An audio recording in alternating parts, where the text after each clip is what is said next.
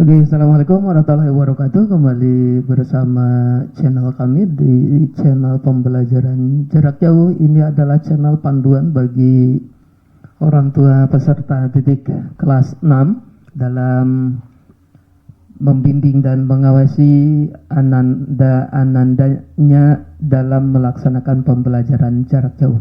Kita memasuki tema 6, subtema 2 di pembelajaran 6 halaman 77 sampai dengan 72.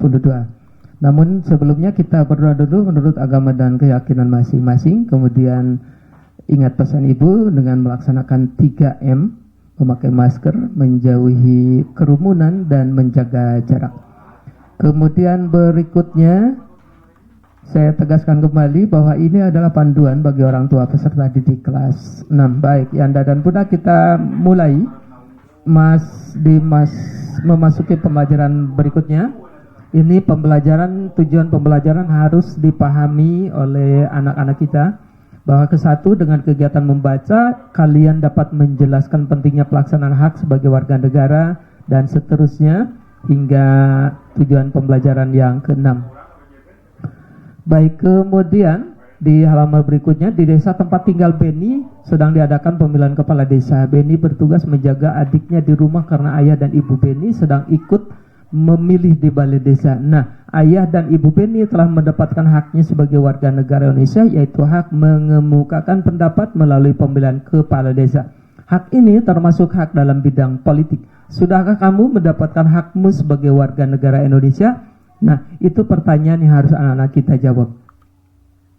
Kemudian di kolom ayo membaca ada bacaan yang berjudul mengapa harus melaksanakan hak. Nah, ini adalah sebuah judul yang harus dijawab oleh kita. Nah, untuk menjawabnya, untuk mengetahui sudahkah kita melaksanakan hak atau belum, maka sebagai referensi baca teks berikut.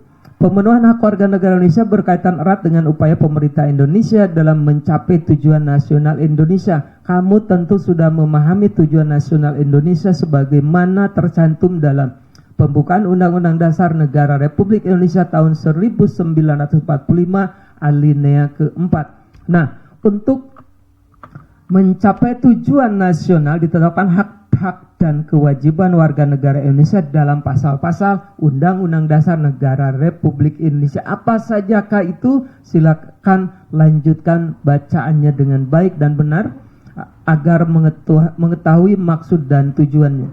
Di kolom ayo berdiskusi. Nah, ini ada hubungannya dengan bacaan tersebut. Apa pentingnya melaksanakan hak berdasarkan bacaan tadi?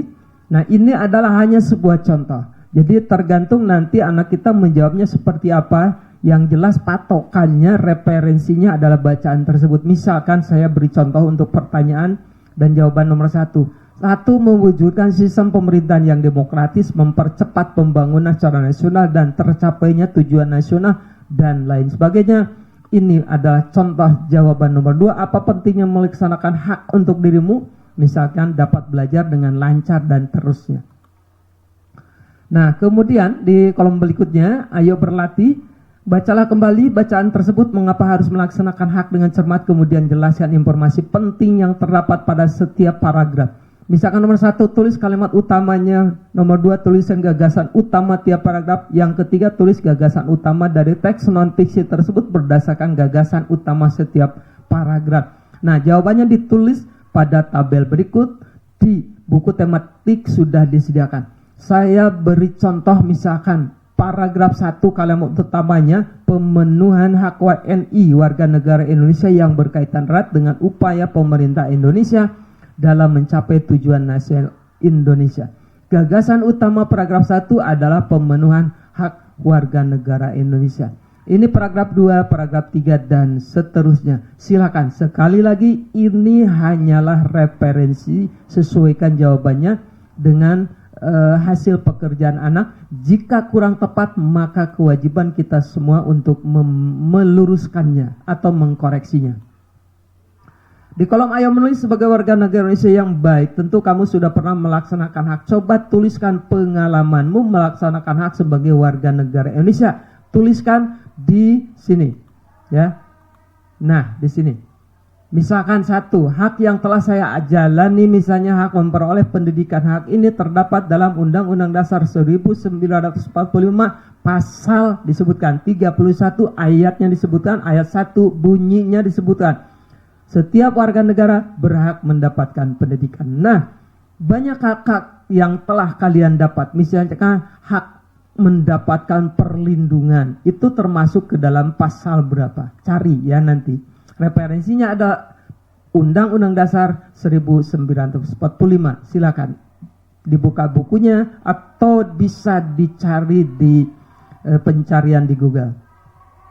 Ayo mengamati, ini sudah dilaksanakan di slide sebelumnya. Ini tambahannya tentang tari tunggal. Ini gerakan 1 sampai 8, 1 sampai 7, hitungan ke 1 gerakannya ini 2, ini 3, ini 4, ini.